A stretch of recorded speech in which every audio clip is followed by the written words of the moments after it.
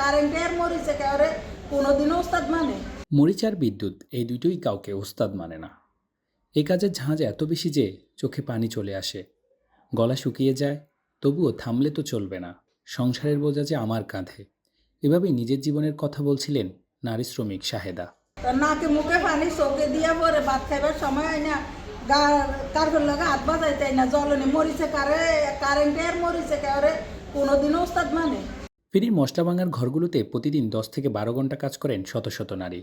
নেই সুরক্ষা, নেই বিশ্রামের সুযোগ, আছে শুধু ঘাম, ব্যথা আর অনিশ্চিত আগামী। একটু মাথা নষ্ট, মেয়ে বড়টার বিয়ে দিছি, যদি আমি পেনা করি ডাক্তার করে সেটা মেয়েটার বিয়ে দিছি, অতন এক মেয়ে আছে মেয়েটারে পড়াই, অনেক কষ্ট বিদ্যে আছে। মে দিবস আসে যায়, কিন্তু শ্রমিকের জীবনে এই দিবসে নেই উৎসবের ছোঁয়া।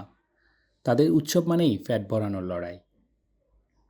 নারী শ্রমিকরা আক্ষেপ করে বলছেন একটি বোনাসও পান না তারা। এসব দিবস, এসব আলোকছটা বড় লোকদের জন্য, আমাদের জন্য নয়।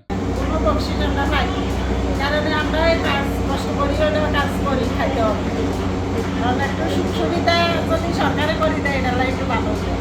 এই নারীরা শুধু শ্রমিক না, তারা আমাদের সমাজের চালিকা শক্তি। এখন প্রয়োজন তাদের কণ্ঠস্বর শোনা, তাদের প্রাপ্য সম্মান নিশ্চিত করা। মুস্তাফিজ মুরাদ, দৈনিক ফেনী।